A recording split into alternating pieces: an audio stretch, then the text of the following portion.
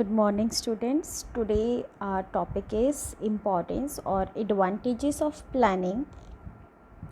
As you know that planning is futuristic and we need to think about our future or achieve our targets. So when we plan our objectives and take necessary course of action to complete our targets, and this is known as planning. वो सारे course of action planning होते हैं. अब आप जो भी planning पढ़ेंगे you need to keep in mind that is related to your day to day activities. So आपको क्यों लगता है कि प्लानिंग की क्या इम्पोर्टेंस है और उसके क्या एडवांटेज है? सबसे पहला वो हमें क्या प्रोवाइड कराता है? वो हमें प्रोवाइड कराता है directions. Planning provides directions. So हमें पता चल जाता है कि हमें किस डायरेक्शन में जाना है. Direction means objectives. अगर ऑब्जेक्टिव्स हैं then we have our direction. हम उसी डायरेक्शन में चलते जाएंगे. अगर हमने अच्छे से प्लानिंग की हुई है then it helps in reducing the uncertainty. Means जो रिस्क हमारा अनसर्टेनिटी का means this is situation where we don't know कि ये होगा कि नहीं होगा. हम अनसर्टेन हैं और फ्यूचर हमारा अनसर्टेन होता है. फ्यूचर की एक कैरेक्टरिस्टिक्स होती है कि वो अनसर्टेन है. तो जहाँ पे भी द वर्ड आता है अनसर्टेनिटी, इसका मतलब है वो कैसी सिचुएशन है, रिस्क. अगर हम प्रॉपर प्लानिंग कर लेते हैं then we are able to reduce the risk of uncertainty, right. And third point is planning reduces overlapping and wasteful activities. जब हम प्लान करते हैं तो हमें पता चलता है अरे कई चीज़ें तो हम ऐसे ही कर रहे हैं, तो हम उन वेस्टफुल और रिपीटेड एक्शंस को हम जिसको बोलते हैं overlapping, we are able to reduce those overlapping activities, right. Those wasteful activities got eliminated from our planning. और हमारी प्लानिंग कैसी होगी? Very smooth. It promotes innovative ideas. Planning करते हैं तो सबका क्या लगता है? ब्रेन स्टॉर्मिंग होता है ना, ब्रेन लगता है. जब ब्रेन लगता है तो क्या होता है? हमारे पास नए नए इनोवेटिव आइडियाज़ आते हैं. इसलिए planning help in innovative ideas.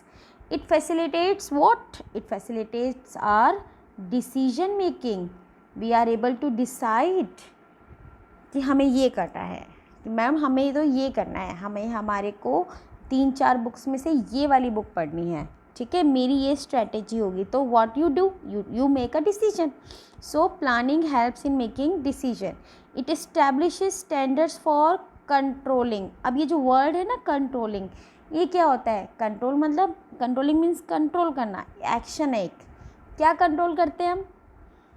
आप एक छोटा सा एग्जांपल लेते हैं. आपने प्लानिंग करी, उसके बाद प्लानिंग के बाद आपको नहीं, आप एनालाइज़ करोगे. You are going to analyze कि यार मैंने प्लानिंग की थी, क्या मेरा टारगेट पूरा हुआ? That I am able to achieve my targets. तो मैं क्या करूँगी? मैं अपनी प्लानिंग से फिर पीछे जाऊँगी धीरे धीरे. दैट मैं देखना चाहूँगी कि मेरी जो प्लानिंग है वो पूरी हुई नहीं हुई. मान लीजिए मेरा चैप्टर, मेरे को 100 चैप्टर करने थे या मुझे 90 मार्क्स स्कोर करना था और मैंने उसका एक प्लानिंग बनाया, टारगेट बनाया, प्लानिंग बनाया. मेरे को मिले 98 मार्क्स या मेरे को मिले 88 मार्क्स. अब आप कहोगे मैडम दोनों में कैसे, मेरे को ये तो 98 मार्क्स तो बहुत अच्छे मार्क्स हैं, मुझे फिर इसको देखने की क्या ज़रूरत है? इनको कंट्रोल करने की क्या ज़रूरत है? बच्चे हर चीज़ को कंट्रोल करने की ज़रूरत है. मान लीजिए हम एक एग्ज़ाम्पल लेके चलते हैं कि आपका मार्क्स आए 98 और आपका टारगेट था 90. इसका मतलब कहीं ना कहीं आपने अपने आप को क्या किया? अंडर एस्टिमेट किया था. तब आपकी प्लानिंग में गड़बड़ थी थोड़ी सी, ठीक है. नेक्स्ट टाइम जब आप अपना टारगेट सेट करोगे तो वो टारगेट कैसा होगा? अबव होगा उससे. और मान लीजिए आपके मार्क्स आए 90, आपने सेट किए, मींस कम मार्क्स आ गए, तो इट वुड बी पॉसिबल कि आपकी प्लानिंग में गलती है. तो कंट्रोलिंग क्या होता है? We are looking back. What we are doing? We are looking back. हम पीछे एक बार जाएंगे और सारी चीज़ों को देखेंगे कि हाँ हमने ठीक किया है या नहीं किया. इसको बोलते हैं कंट्रोलिंग करना, ठीक है. And next, planning improves efficiency. और एफिशिएंसी क्या होता है? एफिशिएंसी जिसके अंदर हम अपने टारगेट को टाइम से अचीव करते हैं, प्लस हमारी कॉस्ट कैसी होती है? मिनिमम कॉस्ट होती है।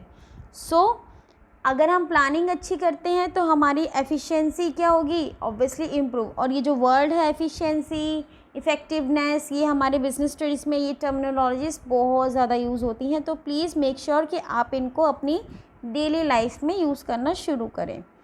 सो this is how the explanation importance है। पहला क्या था? It provides direction. देखिए पहला क्या था? डायरेक्शन। तो डायरेक्शन में एक पिक आपको अच्छे से क्लियर कर रही है कि एक ऊपर पर्सन है, ये दिस वन, वो क्या कर रहा है? He is going to direct all this. सब ने एक दूसरे का हाथ पकड़ा हुआ है और वो उस डायरेक्शन में जा रहे हैं। And the next is this, the centre one person क्या कर रहा है? वो सबको डायरेक्ट कर रहा है, आप ये करेंगे, आप ये करेंगे, आप ये करेंगे। बिकॉज इस सेंटर वाले पर्सन को क्या कर रहा है? इसी ने तो प्लानिंग करी है, इसने सबको बताना है। So if there is no planning, if there is no planning, employees would be working in different directions and organization would not be able to achieve its desired goal। अगर हमारे पास प्लानिंग ही नहीं होगी, if we are not having our single goal, single objective, तो किसी को पता ही नहीं है करना क्या है, सब अपने अपने टारगेट लेके अचीव करना चाहेंगे, राइट। सो प्लानिंग क्या है? हमें डायरेक्शन प्रोवाइड कराती है। It reduces the risk of uncertainty. So here जो हमारा रिस्क है, ये हमें, अगर हम मार्केट में देखें तो ऐसे ही होता है ना, एरोज़ कुछ ऊपर जाती हैं, कभी हमारे को अच्छा प्रॉफिट होता है, कभी हमें कम प्रॉफिट होता है। So if we are planning properly, that means we are reducing our risk. So with the help of planning, manager can predict the future, identify potential dangers and take steps to overcome them. हम अपने future में जो भी हमारे dangers होते हैं उनको हम अच्छे से आइडेंटिफाई कर सकते हैं, प्लानिंग अगर हमारी अच्छी है तो। और जब हमारे को पता है ये खतरा है, भाई हमें 2 रास्ते मिले हैं, हमें पता है कि ये वाले रास्ते में जो है खतरा है और ये वाले रास्ते में खतरा नहीं है, तो हम ये वाला रास्ता चूज़ करेंगे, ठीक है। सो ये प्लानिंग से पता चलेगा। और हम एकदम किसी भी रास्ते पे चले जाएं, हमारी कोई प्लानिंग नहीं है, तो ऑब्वियसली हम किस में पड़ जाएंगे? रिस्क में। So planning reduces overlapping and wasteful activities. अगर हमने अच्छी प्लानिंग की है तो हमारा सबसे अच्छा क्या बैठेगा बच्चे? कोऑर्डिनेशन। देखिए ये 4 जम्बल्ड हैं और इनको चारों के चारों बिल्कुल सही तरीके से अटैच करने की कोशिश करेंगे। जब ये अटैच हो जाएगा, प्रॉपर प्लानिंग होगी, ऐसे ऐसे करना है, तो हमारा क्या होगा? कोऑर्डिनेशन भी बहुत अच्छा होगा और we are able to minimize and eliminate our redundant मतलब होता है एक्स्ट्रॉनियस, जो वेस्टफुल, फालतू की एक्टिविटीज़ जिसे हम कहते हैं, उसे रिडंडेंट बोलते हैं, unnecessary activities. We are able to reduce those activities very effectively. Next है innovative ideas, very creative ideas के सोचते सोचते when we are thinking then we are able to create new very effective ideas. So planning is thinking in advance, ideas का भरमार आ जाता है आपके पास, and makes the manager innovative and creative. और इनोवेशन जो वर्ड होता है ये न्यू से अलग होता है। न्यू मतलब न्यू, जो कभी किसी ने, लाइक मैगी है, वो कभी किसी ने नहीं खाई थी, तब वो हमारे लिए न्यू थी, लेकिन अब उसके अंदर जो कभी ओट्स आ रहा है, कभी आटा मैगी आ रही है, कभी मतलब कुछ भी उसमें जो इंग्रेडिएंट्स अब ऐड हो रहे हैं, दैट इज़ इनोवेशन, क्रिएटिविटी, ठीक है। तो क्योंकि आजकल का एनवायरनमेंट ऐसा है कि आप रिजिड होके नहीं रह सकते, you need to cope up with the environment, so you need to be innovative and creative as well. 5th point, it facilitate decision making. So ये एक छोटा सा यहाँ पे है, मतलब मीन्स गाइड करना कि 5 ways to improve decision making. कौन कौन से ऐसे 5 तरीके हैं जिससे आप अपनी डिसीजन मेकिंग को इम्प्रूव कर सकते हैं। सबसे पहला है तरीका, consider what is at stake. Stake मतलब कौन दाव पे लग रहा है, किसकी ज़्यादा इंपॉर्टेंस है। असेंबल फैक्ट्स मतलब ट्रुथ, रियलिटी, कोई हवाबाजी नहीं, सिर्फ आपको फैक्ट्स असेंबल करने हैं।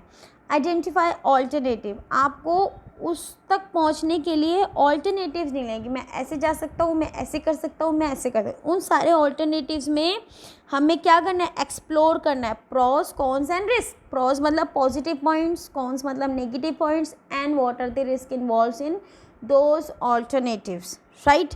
और जब हम ये चारों चीज़ें कर लेंगे तो लास्ट क्या हमारा, हम बेस्ट पाथ, जो सबसे अच्छा आसान रास्ता है जिसमें सारे पॉजिटिव पॉइंट ज़्यादा हैं, उसको हम क्या करेंगे, चूज़ कर लेंगे एंड अकॉर्डिंगली हम एक्शन करेंगे। तो ये 5 तरीके हैं जो हम अपनी डेली लाइफ में भी यूज़ करके अपनी डिसीजन मेकिंग को इम्प्रूव कर सकते हैं, और एक मैनेजर को तो ये आना ही चाहिए। So planning helps the managers to take correct decision. Planning involve studing and evaluating of each alternative and help to choose the most appropriate one, जो सबसे अप्रोप्रिएट है वो। और अप्रोप्रिएट कौन सा होता है, जिसमें रिस्क कम हो, पॉजिटिव पॉइंट्स ज़्यादा हो। 6th point, it helps in establish standards for controlling. Standards for controlling. अब स्टैंडर्ड्स जो वर्ड होता है ना, स्टैंडर्ड्स का मतलब होता है जो मैंने डिसाइड किया है, जो मेरा डिसाइडेड टारगेट है, इसको बोलते हैं स्टैंडर्ड्स। डिसाइड टारगेट क्या होता है बच्चे, ये मैंने बोला मेरे को 100 यूनिट्स बनानी है, या मैंने बोला कि मेरे को जो है क्वालिटी इतना % इम्प्रूव करनी है, तो वो क्या है मेरा, वो मेरा स्टैंडर्ड है, राइट। अब आप जब प्लानिंग करते हो तो प्लानिंग में क्या करते हो, ऑफ कोर्स आप स्टैंडर्ड बनाते हो। क्यों स्टैंडर्ड क्यों बनाते हो, अब मैंने आपको बोला 100 यूनिट बनानी है, तो फिर आप क्या करोगे, एक्चुअल में इसको कंपेयर करोगे कि आपने एक्चुअल में कितनी बनाई है। इसी को क्या बोलते हैं, इसी प्रोसेस को हम बोलते हैं कंट्रोलिंग। क्या बोलते हैं, controlling. So planning provides the basis of control. देखो ये फिगर में क्या बोल कर रहा है, ही इज चेकिंग, ध्यान से चेक करना, इसको ही चेक करने को बोलते हैं कंट्रोल करना। In planning function management decide standards, हम स्टैंडर्ड्स यानी कि मैंने आपको बताया हम स्टैंडर्ड डिसाइड करते हैं, means objective. And in controlling में हम उल्टा करते हैं, हम मैनेजर क्या कंपेयर करता है किसको, एक्चुअल को, जो एक्चुअल आपका टारगेट है अपने स्टैंडर्ड से, कि आपने क्या डिसाइड किया था और आपका एक्चुअल में टारगेट कितना अचीव हुआ है। It helps in improving efficiency. देखो मैंने आपको बताया था ऊपर भी, एफिशिएंसी का मतलब क्या होता है, स्पीड बढ़ेगी, क्वालिटी बढ़ेगी, लेकिन कॉस्ट क्या होगी, कम होगी। So predetermination of action and systematic working leads to economic and efficient operation. अगर हम बहुत अच्छे से डिसाइड करते हैं तो डेफिनेटली हमारा जो है एफिशिएंट ऑपरेशन होगा, ठीक है। सिस्टमैटिक वर्किंग, हमेशा सिस्टमैटिक प्लानिंग बहुत ज़्यादा ज़रूरी है। नाउ अब हर चीज़ में कुछ अच्छाई होती है तो कुछ ना कुछ तो बुराई होती है, जिसको हम बोलते हैं लिमिटेशंस। तो एडवांटेजेस हमने पढ़े और वही उसकी इम्पोर्टेंस भी है, अब हम पढ़ेंगे लिमिटेशंस। एग्ज़ाम में कैसे आता है, आपको पैराग्राफ दिया जाएगा, then you need to find out कि इनमें से कौन सी वाली लिमिटेशन इसमें बोल रहा है, right. So first is planning leads to rigidity मतलब हम जो टारगेट सेट कर देते हैं ना, फिर हम उसी के पीछे भागते रहते हैं, तो एक तरीके से हम कैसे हो जाते हैं, हम थोड़ा रिजिड हो जाते हैं, मतलब हम चेंज नहीं होना चाहते, हम उसी टारगेट के पीछे भागते रहते हैं। प्लानिंग में not work in a dynamic environment. Dynamic word, वो डायनामिक मीन्स चेंजिंग एनवायरनमेंट। जब हम चेंज चाहते हैं अपनी लाइफ के अंदर, तो हमारा कभी भी जो है प्लानिंग काम नहीं आती। लाइक हमने सोचा कुछ था और अचानक से ऐसी सिचुएशन आ गई कि हम अब प्लानिंग फ़ेल हो गई हमारी, तो ऑब्वियसली हो जाती है ना प्लानिंग फ़ेल। कितनी भी अच्छी प्लानिंग कर लो, सारी प्लानिंग फ़ेल हो जाती है अगर सिचुएशन चेंज हो जाती है। अगर आपकी ऐसी प्लानिंग है जो सिचुएशन चेंज होने पे काम ही नहीं कर रही है, तो वो प्लानिंग क्या है, वो प्लानिंग आपकी ज़ीरो हो जाती है। It reduces creativity. अभी आप सोचोगे मैडम आपने ऊपर तो बोला था कि ये क्रिएटिविटी है और अब आप बोल रहे हो कि ये तो क्रिएटिविटी रिड्यूस करता है।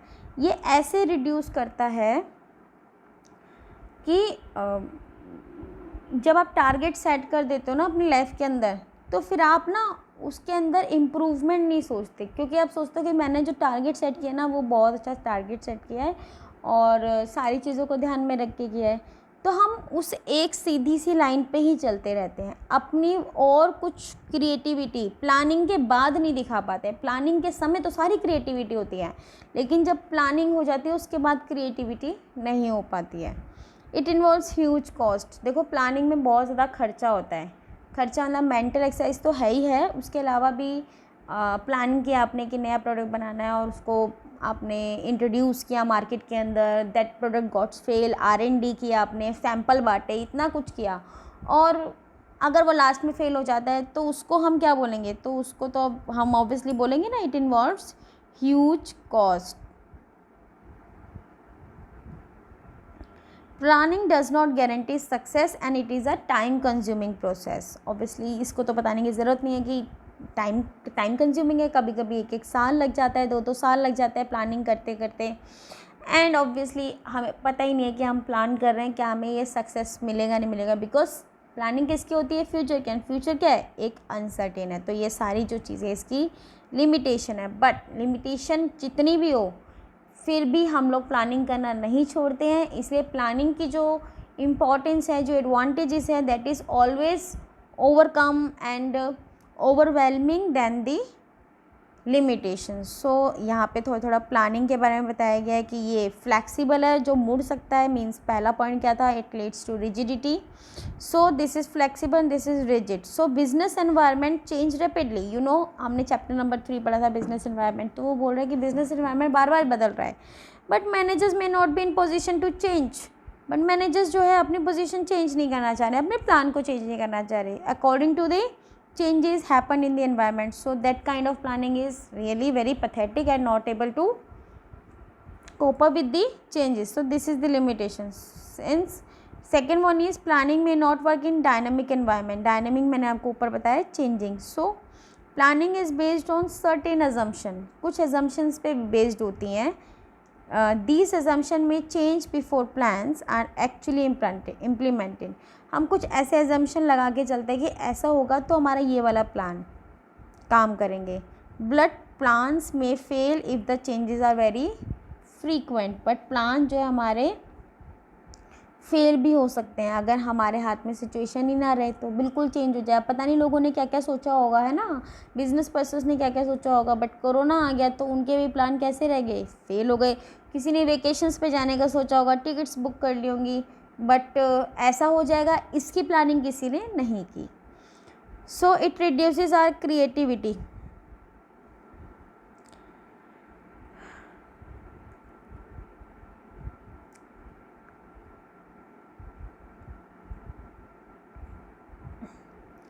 Most of the planning activities are undertaken by the top management. So planning reduces creativity on the part of employees. ज़्यादातर प्लानिंग कौन करता है? टॉप मैनेजमेंट करते हैं। तो जो नीचे बिल्कुल नीचे लो लेवल के एम्प्लॉयज़ हैं उनको कुछ अपना क्रिएटिविटी दिखाने का मौका नहीं मिलता, वो सिर्फ और सिर्फ उन्हीं के प्लान्स को पूरा करने में लगे रहते हैं।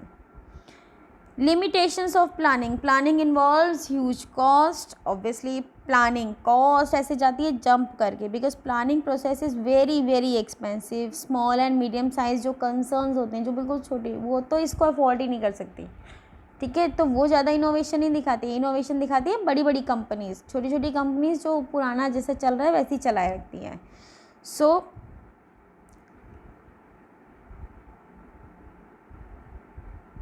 it is a very time consuming process. Planning process is a time consuming process because it take long time to evaluate the alternatives. हम पहले ये देखेंगे कि एक चीज़ को बनाने के लिए क्या क्या ऑल्टरनेटिव हैं, क्या क्या रास्ते हैं, फिर उन सब रास्तों में देखेंगे प्रॉस कॉन्स एंड उसके जितने भी रिस्क हैं, इन सबको इवेलुएट करने में बहुत ज़्यादा टाइम वेस्ट हो जाता है। So planning is not practicable during emergencies. Emergency आ जाएगी तो हमें एमरजेंसी में सिचुएशन में काम करना। अब ये नहीं बोलूँगी नहीं मैं प्लानिंग करती हूँ एमरजेंसी रुक जाओ, ऐसा नहीं होगा ना।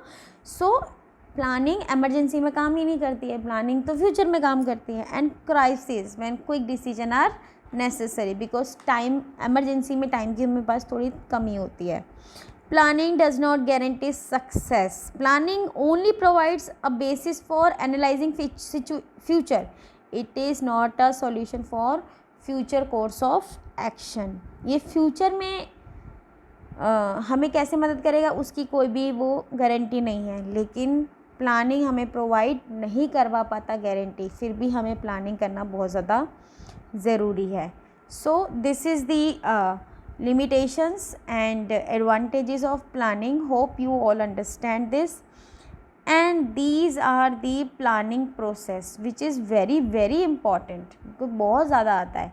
कई बार हमें एक पैराग्राफ मिलेगा और उसके अंदर बोलेगा कि बताइए ये जो 7 स्टेप है, ये 7 स्टेप में से कौन से स्टेप हो चुके हैं और नेक्स्ट कौन से आएंगे.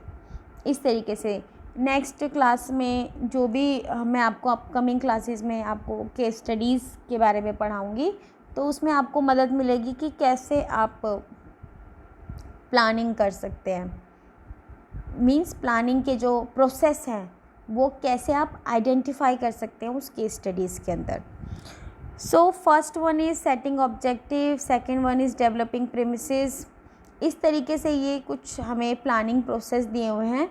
आपको इन्हें एज इट इज़ याद करना है, बिकॉज जो प्रोसेस होते हैं ना, प्रोसेस मीन्स स्टेप्स, और स्टेप्स कभी भी ऐसा नहीं होता कि पहले वाला स्टेप पहले आ जाएगा, सेकंड वाला बाद में आ जाएगा. ये ऐसे ही सीक्वेंस वाइज चलते हैं.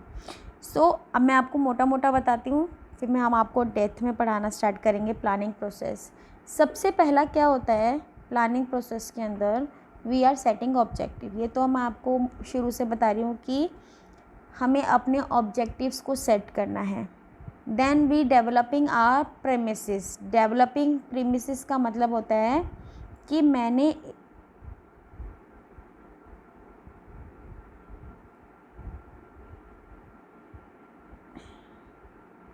डेवलपिंग प्रीमिसेस का मतलब ये होता है